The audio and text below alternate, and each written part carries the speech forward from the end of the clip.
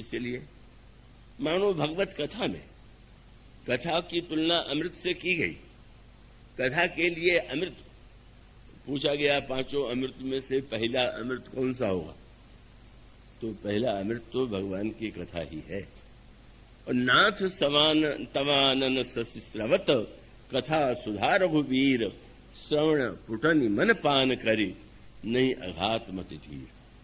पार्वती जी से शंकर जी ने पूछा, कथा में तुम्हें कैसा आनंद आया? बोले, आपके मुखचंद्र से जो कथा का अमृत निकला, उस अमृत का पान करते हुए तृप्त नहीं हो रही है, मैं उस अमृत का पान करके धन्य हो रही। और जब विपरीत परिस्थितियों में जनकनंदिनी सीता लंका में निराश हो रही, शरीर का त्याग करने की भी व्यग्रता उनके हृदय में आ गई। और उसमें आप पाते हैं जब त्रिजटा ने उन्हें आश्वासन दिया, पर त्रिजटा भी चली गई।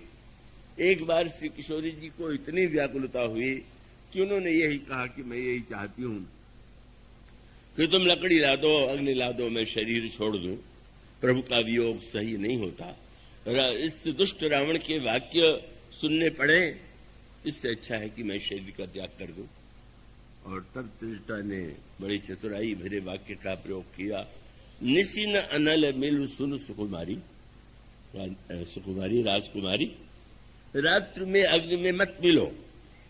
बहुत बड़ा संकेत है। रात्रि को देख करके ये तुमने क्यों मान लिया कि प्रकाश नहीं होगा? तुम सूर्य कुल के पुत्र वधु हो, तुम उनके पुत्र, उनकी पत्नी हो कि जो वस्तुतः साक्षात अनंत ब्रह्मांड के नायक परम परमात्मा ईश्वर है। क्या आपको ऐसा निराश होना चाहिए कि आप शरीर का त्याग करने के लिए प्रस्तुत हो जाती हैं? और तब चले जाने के बाद फिर एक बार निराशा घेर लेती है। और हनुमान जी अशोक वृक्ष पर बैठे हुए सारा दृश्य देख रहे हैं। और तब उन्होंने उनका दुख मिटाने के लिए क्या किया? एक तो प्रभु के नाम की मुद्रिका ऊपर से कभी कर हृदय विचार दीन मुद्रिका डाली तब। और दूसरा, उन्होंने शरीर का त्याग करना चाहती थी। और हनुमान जी ने जो अमृत, कौन सा? बोले, रामचंद्र गुण वर्णन लागा, सुनते ही सीता कर दुख भागा। जब प्रभु की कथा सुनाने लगे हनुमान जी और वो भगवान के गुणों की चर्चा करने लगे, तो उनका सारा दुख दूर हो गया। इतना आनंद आया कि मृत्यु का भय, मृत्यु की कल्पना, मृत्यु की आवश्यकता का बोध ही नहीं रह गया। और तब उनके मुंह से यही शब्द निकला कि श्रवणामृत जही कथा सुहाई। जिसने कानों को अमृत लगने वाली कथा सुनाई, कथावाचक भी तो सामने आ जाए। श्रवणामृत जही कथा सुहाई, कहीं सो प्रकट होत किन भाई। हनुमान जी धन्य है।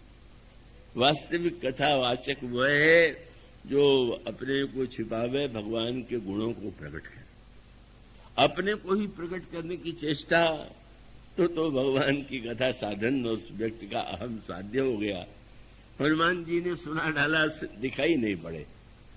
पर मां ने जब कहा कि इतनी अमृतमयी कथा जिससे सुनाई, उसको भी तो मैं देखना चाहती हूँ, धन्यवाद देना चाहती हूँ, उसको अपने उसके प्रति कृतज्ञता प्रकट करना चाहती हूँ। हनुमान जी बड़े कौतुकी। हनुमान जी चाहते तो ब्राह्मण वेश बनाने की बात बार बार आती। प्रभु से पहली बार मिले तो ब्राह्मण वेश मिले। और जब भरत जी के लिए संदेश प्रभु भेजने लगे पुष्पक विमान से, तो हनुमान जी से कह दिया, इस रूप में मत चले जाना, विप्र ब्राह्मण रूप बनाना। ऐसा न हो कि तुम्हारा बान रूप देख करके उसका प्राण चला जाए, क्योंकि तुम ऐसे समय में मिले थे जब सीता जी का हरण था और लक्ष्मण के मृत्युशैया पर थे।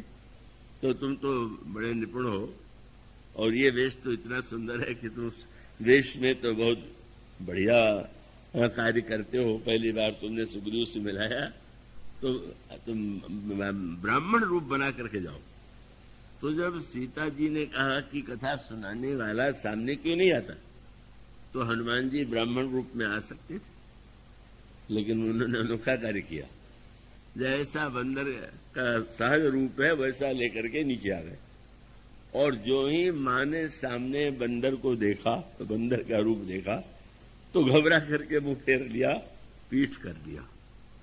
बहुत बड़ा संकेत। और वो यही था, जब पीठ कर लिया तो आप किसी को कहें आइए पधारिए, पत्र दे करके बुलावें और आवे और पीठ करके बैठ जाए तो कितना अपमान लगेगा। लेकिन हनुमान जी ने जब यह दृश्य देखा कि तब हनुमंत निकट चले गए हो, फिर बैठी मन विस्मय भयऊ। हनुमान जी प्रसन्न हो गए, बोले मां आपने संसार को अपना सही संकेत दे दिया। क्या कि अमृत और सुंदर तो राम कथा है, कथावाचक तो बंदर ही होता है। इसलिए आपने वक्ता को नहीं देख करके यही संकेत किया कि वस्तुतः प्रभु की कथा, और वो मां तो मुख से करती ही सामने है। मानो यह श्री राम की कथा अनगिनत रूपों में हमारे दुख, हमारे मृत्यु के भय, हमारी आशंकाओं को दूर करने वाली।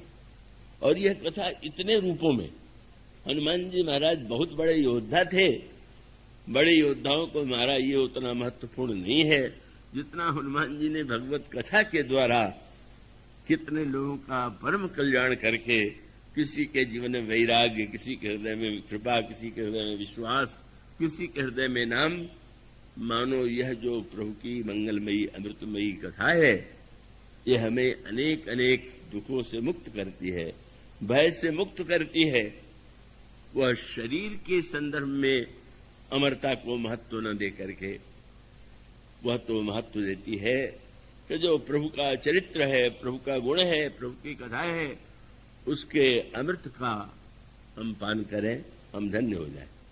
और याद रखिए, रामायण का में दो प्रकार का अमृत है। एक अमृत है जो पीने योग्य है, और दूसरा अमृत वह है जो सुखाने योग्य है। ये भी बड़ी अनोखी बात है। रावण नहीं मर रहा था, प्रभु ने विष्णु से पूछा क्यों नहीं मर रहा है तुम्हारा भाई? बोले नाभि कुंड पीयूष बसिया के, नाथ जियत रावण बल ताके। महाराज इसके नाभि में अमृत कुंड है, याद रखिए। रावण के नाभि के अमृत कुंड को सुखाना है और भगवान की कथा के अमृत को पीना है। रावण की कथा का नाभि कुंड का जो अमृत है वह केवल शरीर को बार बार जीवित करता है, मरने नहीं देता।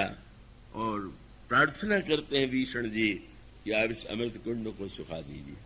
तो वस्तुतः प्रभु की मंगलमयी कथा ही वास्तविक अमृत है। तो पंचामृत में आप लोगों ने कथा के स्थान पर जब वक्ता को इतना सम्मान दे दिया, वो दीपक और वो घट कलश के द्वारा 75 और आरती के द्वारा 75, तो मैंने सोचा कहीं मालाओं के द्वारा भी 75 का संख्या पूरी की जाएगी, तब तो फिर बहुत बड़ा संकट उपस्थित हो जाएगा। तो चलिए, आप लोगों का प्रेम, ये तो आपका भाव है, तथा ही अमृत है। और उसका अमृतत्व क्या है, किन किन रूपों में हमारे जीवन को धन्य बनाती है, और अमृत के जो अन्य अनेक रूप हैं उसकी चर्चा कल से प्रारंभ की जाएगी। बोलिए सियावर